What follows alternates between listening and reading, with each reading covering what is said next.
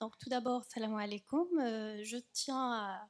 c'est avec un grand plaisir que je me retrouve ici aujourd'hui, à répondre à l'invitation de mes maîtres, les enseignants de rhumatologie, pour un peu traiter une question qui m'a quand même posé beaucoup de soucis. Pas vraiment, mais c'est-à-dire que quand on dit rééducation du rachis lombaire, maintenant vous venez de le dire, professeur Bza, que c'est dans le cadre de la lombalgie chronique. Mais présenté comme ça, en fait, vous savez, quand on demande à faire la rééducation du rachis lombaire, c'est comme si on me demande de traiter un chirurgien, de traiter la chirurgie de l'estomac ou le traitement médical du genou. Enfin, ça dépend de la pathologie. Du coup, on ne va pas pouvoir adresser un peu toutes les pathologies. Nous, médecins MPR, et puis toute l'activité rééducation en kinésithérapie, on peut s'occuper du rachis lombaire, soit dans le cadre de la lombalgie chronique, ça reste quand même l'indication la plus fréquente, mais aussi il y a tout ce qui est scoliose, la spondylarthrite ankylosante, les spondylodicites en post-fracturaire, en post-opératoire, etc. Et du coup, ce n'est pas vraiment, je ne pense pas que ça serait utile d'aller dans un catalogage parce que de toutes les façons, à l'intérieur de ces pathologies-là, en termes de rééducation, c'est les grands principes qui doivent être respectés. Et puis, il n'y a pas suffisamment d'études scientifiques en dehors de la situation spécifique de l'embalgie chronique où on va pouvoir comparer des stratégies de rééducation. Ça reste finalement une histoire d'école, mais tant que les grands principes sont respectés, par la suite, les indications deviennent plus claires. D'où le choix d'aller plutôt vers l'explication de ces principes, les principales notions à respecter, les grands principes à respecter quand on va faire de la rééducation du rachis lombaire, et puis essayer un petit peu de comprendre d'où viennent ces grands principes, sur quelle base anatomique et biomécanique ils sont fondés, afin qu'on puisse comprendre pourquoi on va faire cette rééducation à ce genre de patients. Donc tout d'abord, on va juste rappeler pour se mettre un peu dans, on va dire, dans la façon de réfléchir de la rééducation, c'est qu'on a quand même une discipline de fonction. Ce qui nous intéresse plus que l'organe, c'est sa fonctionnalité, c'est ce que le patient va pouvoir faire avec dans le cadre de sa pathologie, dans le cadre de sa fonction. Et du coup, le rachis lombaire, bien sûr, ce n'est pas une entité à part, ça fait partie de l'ensemble du rachis, la colonne vertébrale, et cette colonne vertébrale fait partie d'un corps qui est un tout et qui dispose aussi, c'est dans le cadre d'un squelette avec d'autres articulations, dans le cadre d'un équilibre fonctionnel qui nous intéresse, qu'il va falloir par la suite restaurer grâce à une intervention rééducative euh, pour revenir à une finalité fonctionnelle. Donc finalement, quelle est la vocation fonctionnelle du rachis, à votre avis? Si je pose une question, c'est que j'attends une réponse. Quelle est la principale vocation fonctionnelle du rachis? Pourquoi on est doté d'un rachis finalement? C'est-à-dire on aurait pu s'en passer. C'est une charpente, d'accord. D'accord, donc vous le voyez comme ça à peu près. Et est-ce qu'avec ça, est-ce que c'est suffisant? Quelqu'un qui aurait un tronc d'arbre dans son rachis, est-ce que c'est fonctionnel? Oui. Mobile, il y a aussi de la mobilité. Est-ce que vous le verrez plutôt comme ça? Donc finalement, vous voyez, il y a la vocation stabilité qui est très importante, c'est-à-dire sans le rachis, si on n'aurait pas un rachis stable, on ne pourrait pas se mettre debout, mais aussi un rachis très stable n'est pas très utile. Enfin si, c'est utile quand même pour se mettre debout, mais ça ne nous permettra pas de bouger, donc la mobilité est aussi importante. Et vous voyez que la stabilité et la mobilité, c'est deux notions qui sont finalement contradictoires. Et donc pour pouvoir assurer les fonctions contradictoires, qu'est-ce qu'il faut trouver? Un équilibre ou des compromis. D'accord? Alors, comment ces compromis sont fondés? En fait, ils sont expliqués par des notions à la fois anatomiques et biomécaniques qu'on va essayer de voir ensemble.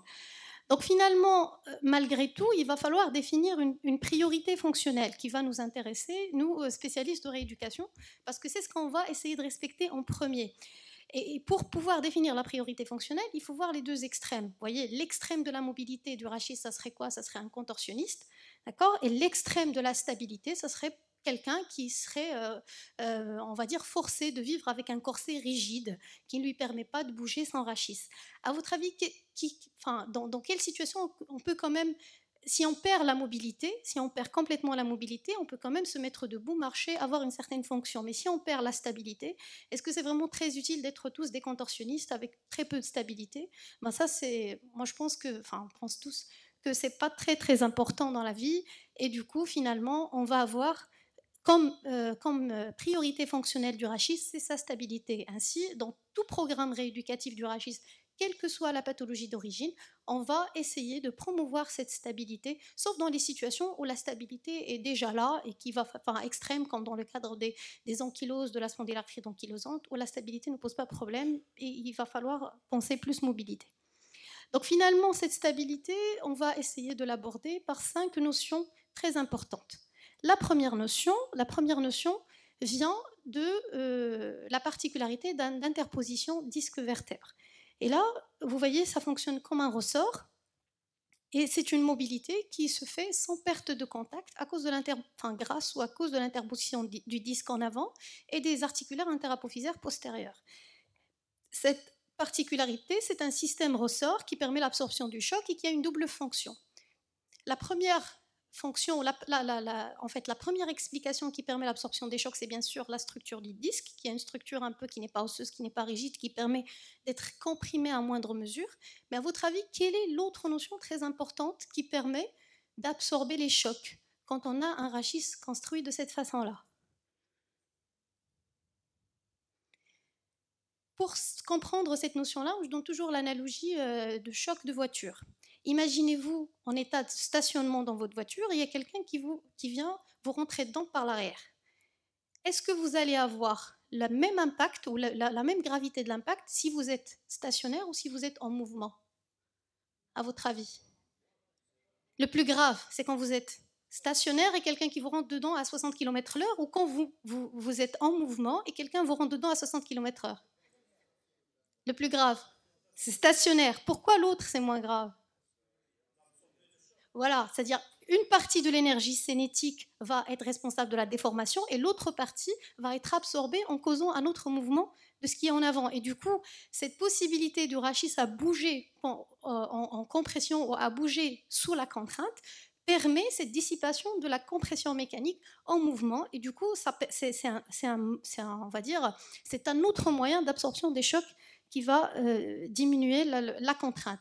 Après, la notion du trépied fonctionnel, vous la connaissez déjà, c'est que toute charge mécanique axiale verticale va être répartie en 3 points. Il y a le point antérieur où l'élément de fragilité, c'est bien sûr le disque intervertébral, et puis 2 éléments postérieurs qui sont les articulaires, les articulations interapophysaires postérieures, et les 3 doivent être préservés pour permettre une répartition des charges qui est équitable.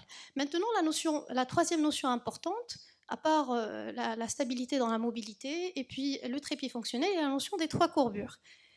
Cette notion des 3 courbures est très importante en mécanique, car il y a une loi qui s'appelle les lois d'Euler, qui dit que plus dans une structure, on va dire verticale, plus on a de courbures et de courbures, plus on va être capable de résister aux charges. La R, c'est la résistance à la charge verticale, et cette résistance est égale à N, qui est le nombre de courbures de cette structure verticale, au carré plus 1.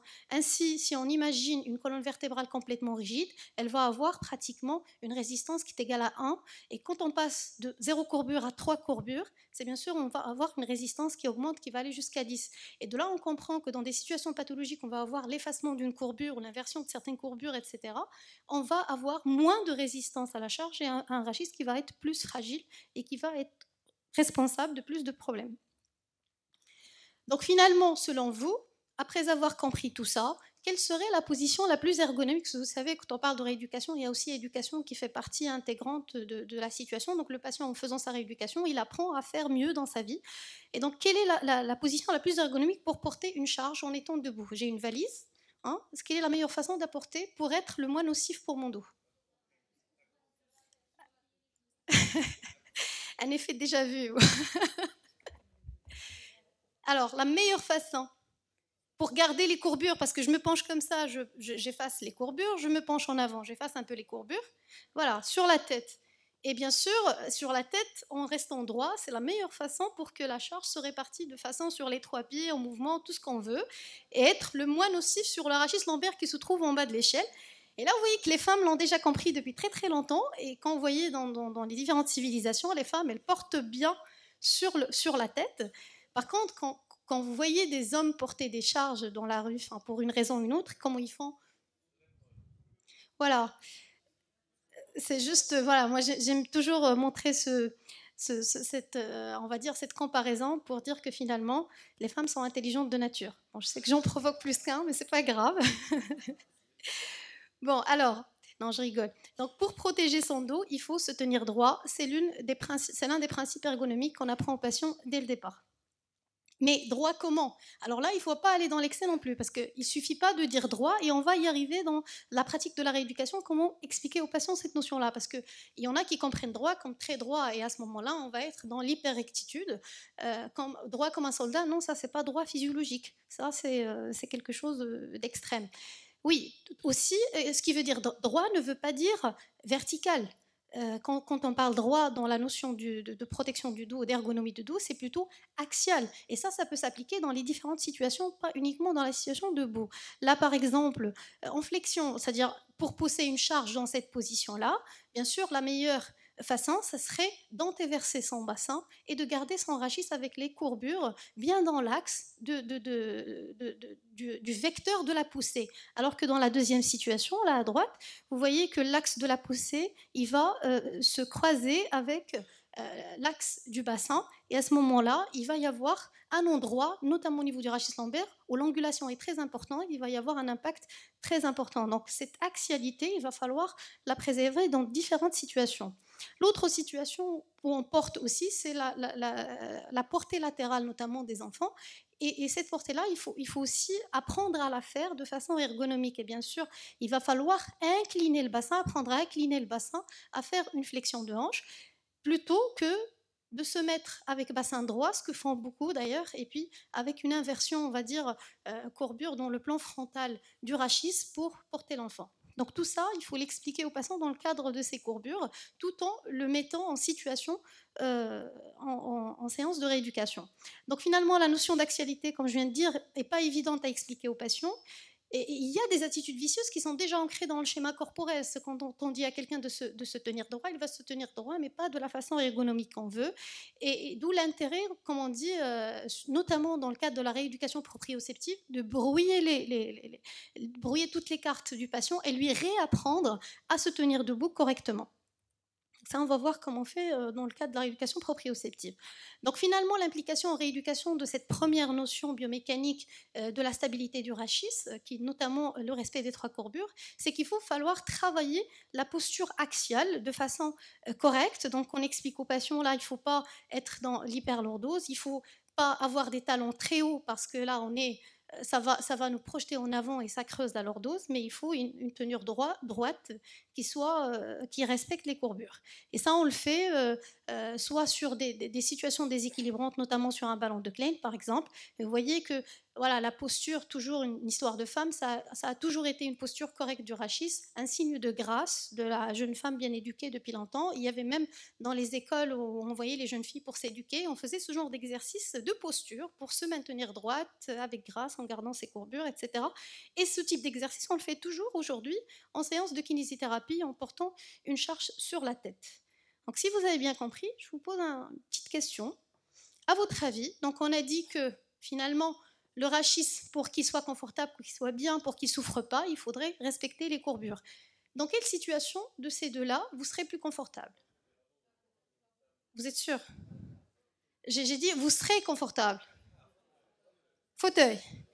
Et pourtant, quand on compare la stature du rachis dans un fauteuil, enfin, avec un dos, quand on est endossé, et avec tabouret, les courbures sont plus respectées quand on est sur tabouret.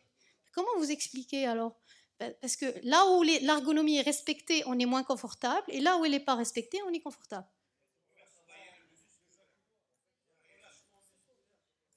Et alors? Normalement, on ne devrait pas être confortable dans le fauteuil. Oui, mais les accoudoirs n'ont rien à faire là-dedans. Oui. Comment? Et alors? C'est pourquoi on a mal quand on est sur le tabouret, c'est ça le problème, alors que les courbures sont respectées. Parce que l'inconfort, il ne vient pas du rachis. Quand on est sur tabouret, c'est ça la bonne réponse. L'inconfort ne vient pas du rachis, il vient d'où? Des muscles. Ils viennent des muscles qui travaillent, parce que nous, dans la plupart, on n'est pas sportif, on est un peuple qui n'est pas sportif, et donc on a des muscles qui sont faibles. Et donc pour se tenir longtemps sur un tabouret, il va falloir les muscles érecteurs du rachis qui vont souffrir, et qui vont nous faire souffrir par conséquent. Pourquoi ils souffrent? Parce qu'ils luttent contre la pesanteur, parce qu'ils luttent contre la gravité. Par contre, quand on s'affaisse sur un fauteuil, c'est vrai que les courbures du rachis ne sont pas, on va dire, respectées, mais dans les situations normales, quand on n'est pas fragilisé, quand on n'a pas d'hernie discale, quand on n'a pas de pathologie spécifique, on ne va pas en souffrir au bout d'1 heure ou de 2 heures au fauteuil, bien au contraire, on est bien confortable. C'est dans les situations pathologiques où peut-être le fait d'être en délordose, on risque d'avoir une recrudescence de douleur, et à ce moment-là, on se tient avec des coussins lombaires, etc. Donc ça, entre parenthèses. Donc ça, c'était la première notion, qui était il faut respecter ces courbures autant que possible, d'autant plus dans des situations pathologiques. Deuxième notion, on vient d'en parler, on vient de l'introduire là, qui est la notion du travail musculaire. Donc à quoi ça sert les muscles? On va essayer de comprendre quels muscles il va falloir travailler. Et pour ça, vous voyez cette structure avec un empilement de pierres. Pourquoi ils sont en équilibre? Enfin, ça, c'est un signe d'équilibre, il y a un symbole. Pourquoi, à votre avis, ils tiennent en équilibre? Qu'est-ce qui fait qu'ils tiennent en équilibre, qu'ils ne tombent pas?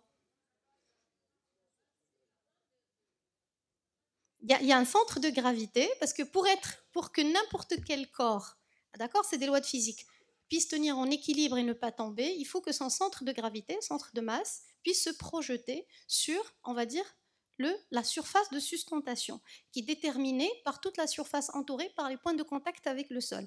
Si on prend par exemple une table à 4 pieds, la surface de sustentation, c'est tout l'espace entouré par les 4 pieds.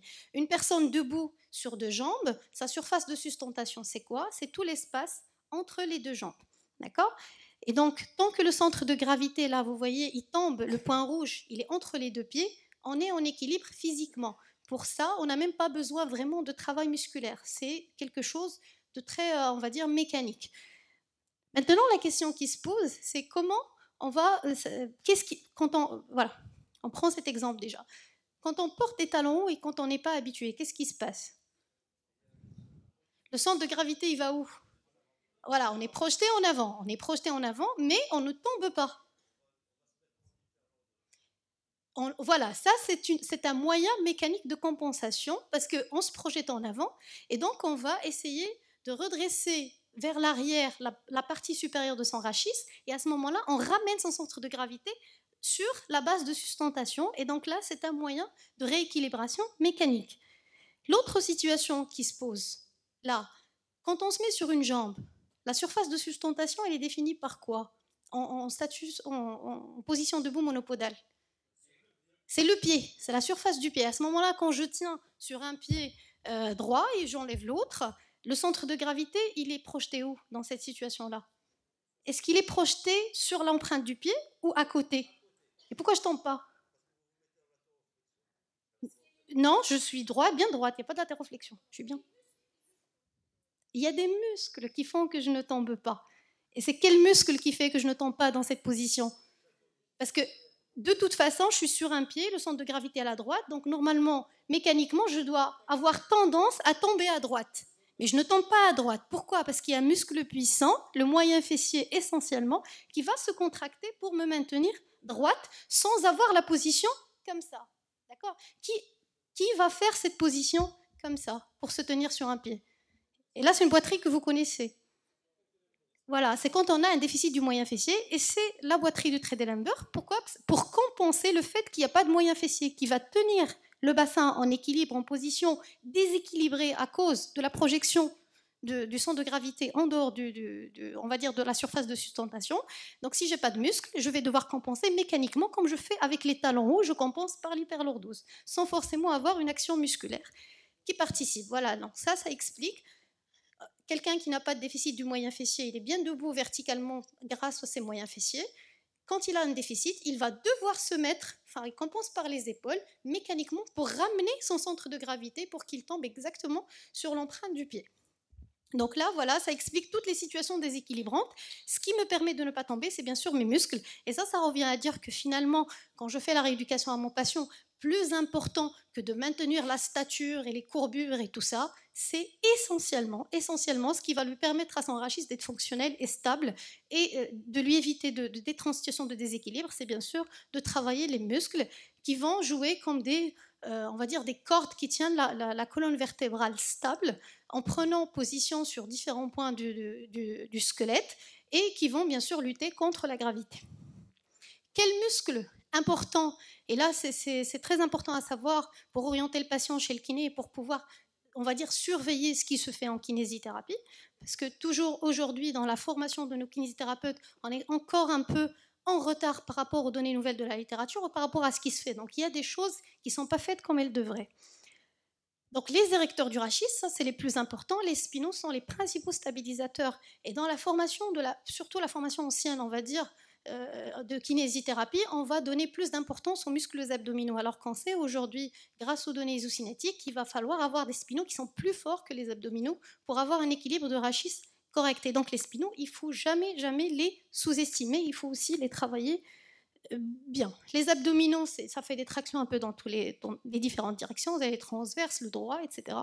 Et puis le psoas-iliaque qui permet une stabilité lambale, une antéversion de bassin, un effet lordosant.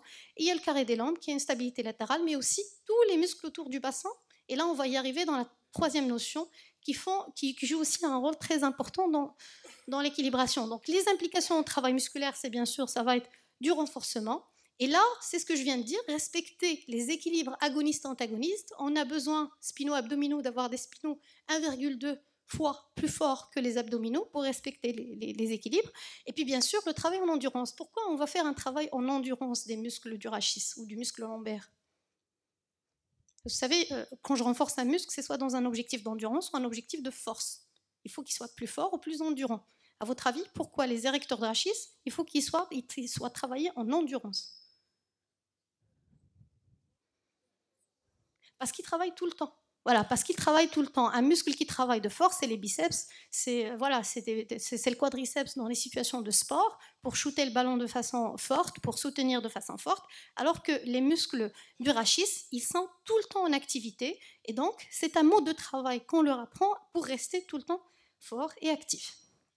Donc, bien sûr, c'est de là que vient la notion très importante du réentraînement à l'effort. Et donc, comme c'est des muscles qui sont tout le temps actifs parce qu'ils luttent contre la pesanteur tout le temps, suite à n'importe quelle situation, on va dire, de sédentarité musculaire, je ne sais pas si le terme existe, mais voilà, dans n'importe quelle situation où ces muscles ne travaillent pas, surtout à partir d'un certain âge, ne serait-ce une hospitalisation un peu prolongée, un état quand on garde le lit longtemps, etc., ils finissent par perdre beaucoup de force et à ce moment-là, reprendre devient difficile et c'est toujours important de faire ce qu'on appelle des exercices renforcés de réentraînement à l'effort qui ciblent ces muscles-là.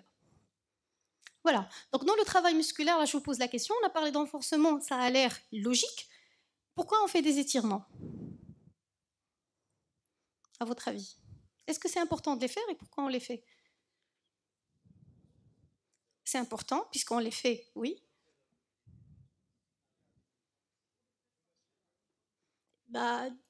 Au contraire, vous savez qu'un muscle plus court est un muscle plus fort, quelque part, mécaniquement, on va dire.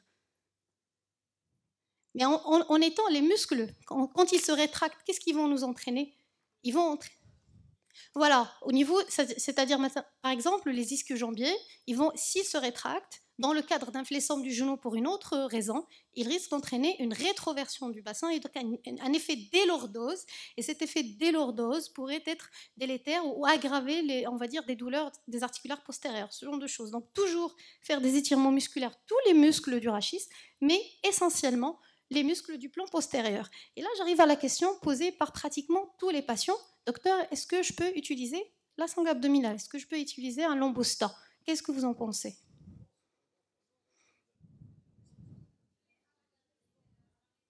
Non. Non, oui, je ne sais pas, hein, je vous pose la question. Oui. Couplé à la rééducation. En tout cas, l'idée répandue qui était jusque-là, c'est que un lombosta, ça fait affaiblir les muscles. Là, je viens de consulter une méta-analyse qui est sortie en 2017, qui n'est pas concluante, parce que les articles qui ont, on va dire, évalué l'effet du port du lombosta dans un contexte de lombalgie chronique sur la force musculaire par EMG et sur la morphologie musculaire par échographie, il y a des études qui montrent que ça diminue, il y a des études qui montrent que ça augmente, et des études qui montrent que ça ne change pas. Donc pour l'instant, ce n'est pas concluant. Mais la logique voudrait que si je maintiens, si j'empêche les muscles de travailler, ils finiront par être dans un état sédentaire. Donc moi, personnellement, je maintiens l'idée qu'il faut éviter les lombostas au maximum, sauf dans les situations de compromis. Si le patient aiment son lombosta, surtout les femmes, ils sont à l'aise avec leur lombosta, ça leur permet de faire des choses, d'accord, mais à condition d'avoir plus d'activité. Si je peux mettre un lombosta avec plus d'activité, je le mets. Si je ne peux pas, je préfère l'enlever et mettre à la place des comprimés, des médicaments. Et là, je reviens à une notion que je n'ai pas traitée, mais sur laquelle je voudrais rebondir quand même, c'est comment on gère la douleur en kinésithérapie et en rééducation. C'est vrai qu'il y a beaucoup de moyens antalgiques, comme la physiothérapie, qui est très utilisée, qui va, on va dire, consommer la moitié de la séance, sinon les 3-4 premières séances, et que moi, même si ça peut être toujours recommandé dans le traitement de la douleur, c'est très consommateur en temps, en énergie, et ça crée des bénéfices secondaires. Donc, en tout cas, dans notre service, on ne le fait plus. Pas de physiologie dans les situations de lombalgie chronique. Et dans toute situation de douleur lombaire, on préfère utiliser des médicaments. La seule situation où on va permettre d'utiliser la physiothérapie, à votre avis, serait laquelle? Non. C'est dans une douleur sur laquelle on n'est pas efficace autrement ou très difficilement. C'est la douleur radiculaire. On peut utiliser la pince. Dans le cas d'une douleur radiculaire, on va dire handicapante ou très gênante pour le patient, qui se trouve dans une situation où il ne peut pas se faire opérer, où il ne peut pas se permettre des médicaments type Lyrica, etc. Donc à ce moment-là, on peut essayer la pince comme type de physiothérapie efficace dans ce domaine. Troisième notion, c'est la notion de bascule pelvienne. Comme je viens de dire, le bassin, c'est comme une autre vertèbre supplémentaire. Il y en a qui l'appellent la vertèbre pelvienne, le bassin. Et donc, c'est très important de pouvoir faire des exercices, on va dire, pour l'articulation lombo-sacrée dans différentes situations. Donc, je ne vais pas trop m'attarder là-dessus. Et c'est de là qu'on a parlé des étirements musculaires. Ils interviennent dans la mobilisation du bassin. Et on sait que le bassin, le sacrum, il y a le rachis lombaire par-dessus. Donc, une antéversion du bassin, ça va entraîner une hyperlordose. Une rétroversion, ça va délourdoser. Et donc, ça va avoir un effet sur la stabilité rachidienne par courbure. Du coup, cette articulation est très importante à travailler en rééducation. Et du coup, on fait toujours des exercices de travail de bascule pelvienne, sauf dans des situations où c'est difficile pour le patient. Et bien sûr, les étirements musculaires.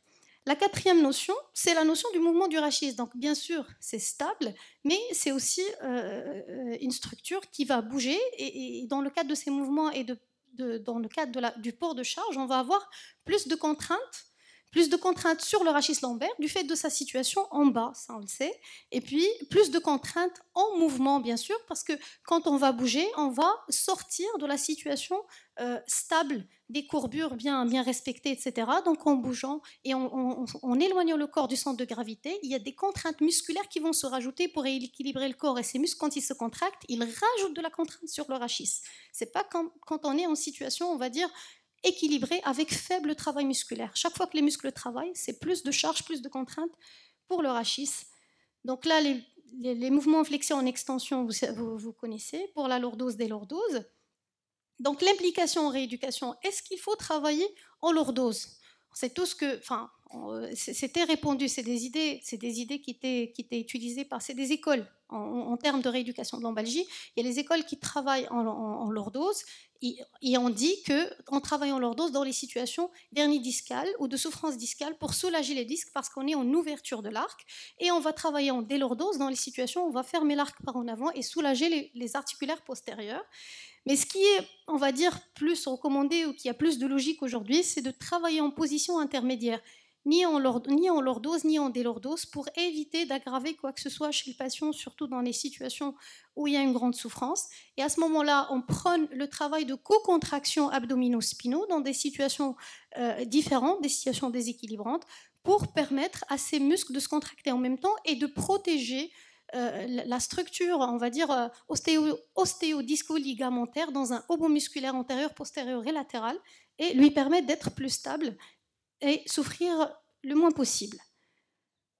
Maintenant, j'aimerais quand même ouvrir la parenthèse pour parler à la fin de l'intérêt du travail proprioceptif. Mais pour en comprendre l'intérêt, il faut déjà comprendre ce que c'est.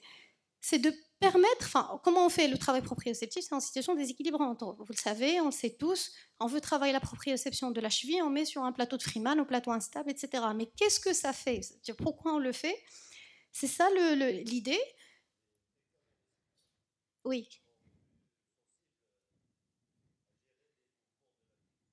Mais quand on fait un travail proprioceptif, est-ce que c'est les mécanorécepteurs qu'on est en train de travailler, selon vous? Oui.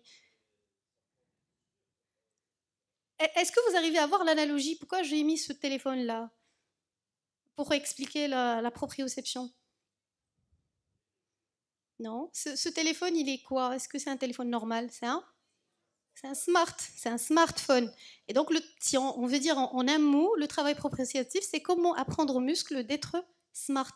Et smart, qu'est-ce que ça veut dire? Enfin, intelligent, mais intelligent à répondre dans des situations à problème. C'est-à-dire, il va réfléchir par lui-même, parce que jusque-là, on réfléchit pour le muscle. Et les situations qu'on connaît les plus établies, on va dire, de régulation musculaire, c'est des situations de régulation réflexe. Et c'est là où les mécanorécepteurs dont vous avez parlé interviennent. C'est-à-dire que dans une situation déséquilibrante, n'importe laquelle, je me penche en avant parce que j'ai trébuché et je risque de tomber. Qu'est-ce qui se passe? Mes muscles spinaux, ils sont étirés. L'étirement est perçu dans les mécanorécepteurs et hop, par circuit réflexe, ils se contractent par le réflexe myotonique. Et c'est ce qui me permet de me redresser sans même être conscient du fait que j'étais en train de tomber. Donc, me récupérer d'une antéprojection peut se faire de façon réflexe très normale. Maintenant, le travail proprioceptif, et ça, en fait, le travail par feedback, le réflexe, ça se fait dans les situations normales. Pourquoi je vais mettre en place un travail proprioceptif quand le feedback ne marche pas bien? Et quand est-ce que le feedback ne va pas bien marcher? Quand les mécanorécepteurs qui vont détecter ce problème-là sont lésés. Et dans quelle situation ça se passe? La situation la plus classique, la plus connue, c'est la cheville, c'est les entorses de cheville, mais n'oubliez pas qu'on fait aussi des lumbagos avec des étirements musculaires, avec des situations qui vont altérer les mécanorécepteurs. Et donc le dos aussi, au niveau de la région lombaire, on devient moins efficace à la détection des déséquilibres et donc plus fragile. Et les déséquilibres, en termes de rachis, ça ne veut pas dire chute, ça veut dire plus de douleur. Parce que voilà, on ne protège pas la dynamique enfin de la dynamique ostéo-disco-ligamentaire dans le mouvement du rachis, et donc ça peut, n'importe quel faux mouvement peut réveiller des douleurs atroces, et c'est d'où l'intérêt du travail proprioceptif. Donc le travail proprioceptif, c'est ce qu'on appelle, par opposition au feedback, le feed-forward, c'est-à-dire qu'on va anticiper l'action avant qu'elle n'arrive. Et comment on l'anticipe? Généralement, dans les situations normales, on l'anticipe en réfléchissant. Par exemple, je vous lance une balle que je vous demande de prendre. En fonction de votre... Si vous ne savez pas cette balle, de quoi elle est conçue, est-ce qu'elle est en fer, est-ce qu'elle est en éponge, en tissu, etc., vous allez adapter votre façon de positionner les mains en fonction du poids que vous estimez à cette balle. D'accord? Donc vous allez le faire volontairement. Mais une fois on le sait, une fois on a cette expérience, les prochains lancers, vous allez vous positionner la main de façon complètement automatique, parce que le muscle a appris. Il y a un apprentissage, et donc le muscle se positionne de lui-même dans une situation à attendre la chute de façon, on va dire, la plus optimale possible.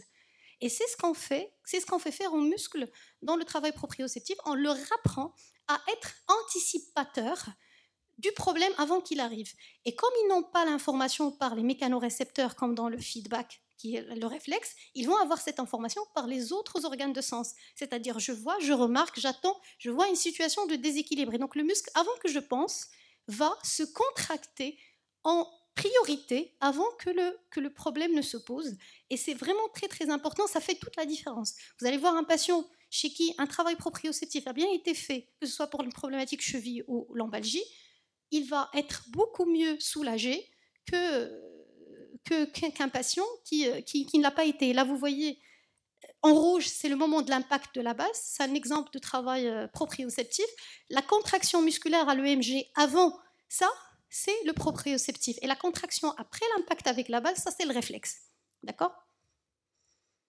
Donc, on le fait aussi, le travail proprioceptif, c'est de mettre le muscle cible de ce travail-là en situation de déséquilibre, que ce soit sur plateau de Freeman, même si c'est le dos qui est intéressé, mais quand on met le patient sur un plateau instable, tous encore va être instable, et donc chaque muscle va pouvoir, et on peut rajouter des déséquilibres par le kinésithérapeute, par l'intervenant, pour cibler une zone spécifique. Voilà, et donc je finis par 3 notions importantes. C'est des idées répandues qu'on aimerait toujours corriger chez le patient et chez les confrères qui adressent les patients en kinésithérapie. C'est que tout le monde doit savoir que la kinésithérapie en tant que telle, en dehors de la physiothérapie, n'est pas efficace sur la composante radiculalgique. D'accord, elle est efficace sur la composante lombalgique par effet de renforcement musculaire pour protéger de ces faux mouvements qui vont réveiller des douleurs. Mais si on a une inflammation qui est responsable d'une radiculalgie, ce n'est pas la kiné qui va l'enlever. La kinésithérapie seule, sans éducation, sans exercice à domicile et sans sport, réentraînement à l'effort, prise en charge par le patient n'est pas efficace. Et donc ça ne sert à rien de mettre des 30 et des 40 séances de kinésithérapie pour un patient. 10 séances avec travail à domicile et puis reprendre le patient 6 mois après est beaucoup plus efficace que d'enchaîner les ordonnances. Et puis, la natation n'est ni le seul, ni le meilleur sport à conseiller aux patients lombalgiques, surtout dans notre contexte, parce que vous savez, on n'a pas vraiment accès facile à la natation dans notre contexte, notamment pour les femmes, etc., qui sont plus fréquentes dans la population lombalgique. Dans n'importe quel sport, l'aérobie, la marche, la course, tout. On peut tout faire. Et donc, parce que moi, je reçois souvent des patients qui me disent « Oui, bref, je sport, ou la natation, mais je fais la natation, donc elle fait rien. » Donc, autant ne pas parler de natation quand c'est pas possible. Voilà, et puis la physiothérapie et massage à bannir chez le lombalgique chronique. Là, je vous laissais juste take home messages. Ce qu'on aimerait écrire sur l'ordonnance, c'est ça, notamment dans la lombalgie chronique, parce que c'est la situation la plus fréquente. 10 séances, pas plus, hein, pour pouvoir avoir de la place pour les autres patients, pour vos SPA, pour vos PR, pour les autres patients, parce que voilà, avec les 30 séances qui s'enchaînent chez la lombalgie chronique, on ne s'en sort pas.